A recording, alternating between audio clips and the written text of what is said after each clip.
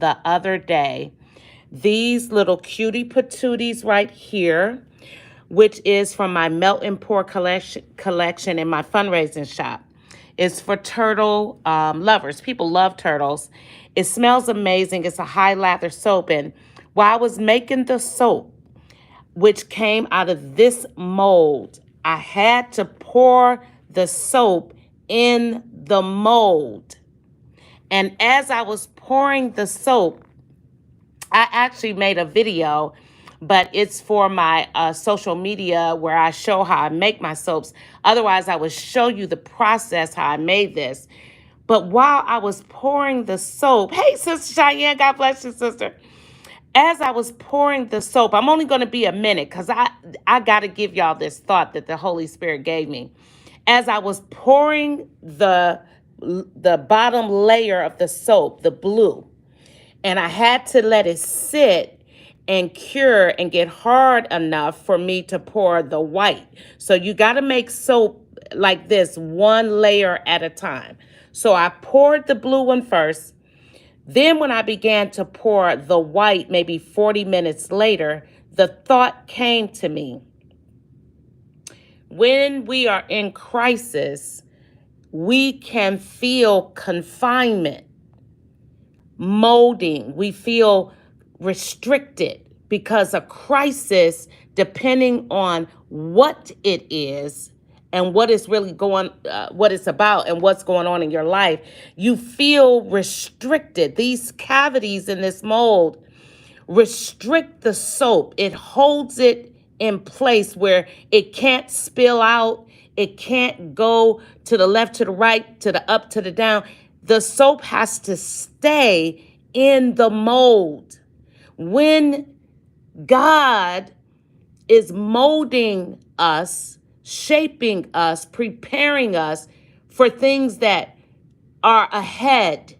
So you got to remember, friends, some things, the molding process is not for right now, it's for later. And I am a witness. There are things in my life, when I look back, I was in a molding process with God where he was preparing me. Because see, you don't know what was being prepped. When I poured the white layer, I still could have taken this soap a whole different place. I could have did whatever I wanted to do. I was in total control of how this was going to turn out. I already saw it as you see it right now. I knew this soap would end up with the little turtles. I was going to brush some gold on it. I was going to add some, the little sand. This is real sand on the top of the soap, which is for exfoliation. But friend, I already saw it. God already saw. He knows where he's taking us. We have to stay in the mold. We have to trust the process that what's in you, what he's pouring in. Friend, you and I have to stay in the mind of discovery. What is this in me? Where am I going? What will I be? What does he want? People that are despising those moments that crush your spirit, that actually come to correct your spirit. Friend, there is no correction without confrontation. There is no correction without often crushing the spirit. And hear me when I say that, because it can be misconstrued. Anything you got, anything you're basically holding on right now as a steward came through tests and trials. Anything. We can't even birth a baby without pain, without being confined, that child in the womb, confined in the womb to be prepared that when the baby is birthed out, that child is able to come forth hopefully healthy with everything it needs, but it has to go through the process of confinement.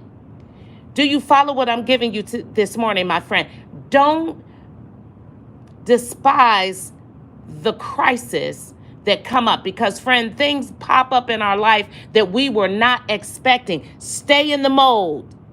Stay close enough to the Father where you can extract the lesson so you can regard it as a blessing. Stay in the mold, because when I'm in this creativity making soap, I could change how I want this thing to come out of this mold at any second, because I am in control. The soap is not in control. As I'm pouring it, layering it, making it, do you follow me? Friend, we're not in control. We have to stay with our Father. Stay in the mold. Stay in the mold, because the mold actually is a protector.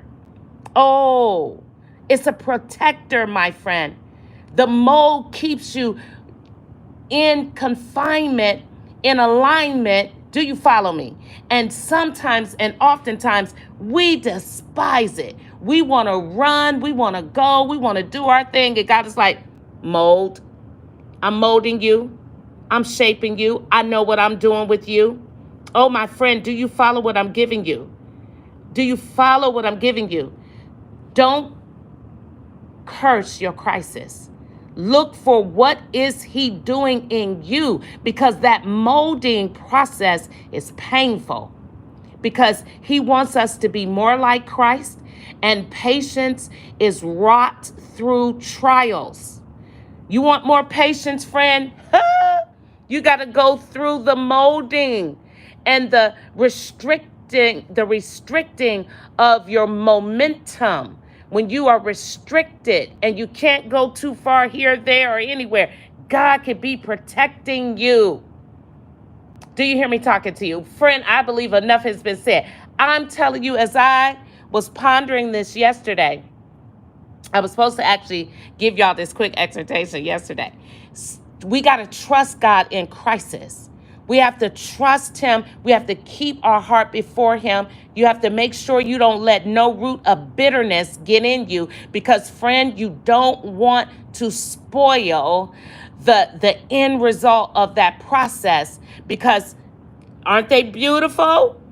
They had to go through the process. They had to sit in that mold and go through the process. Do you hear me talking to you, my friend? Go through that process. Don't let anything destroy this season of molding, because if you're not still learning and growing about yourself, about God, about your talents, your propensities, your giftings, all of this, friend, is developed while you're in the mold. I will exit on that. Hey, Sister Kelly Cordova. Hey, Sister Pat Slaughter. God bless you, beautiful sisters. I pray that you will have a blessed weekend. What is the lesson? Did you get it, my sister? The lesson is simple, straight and to the point.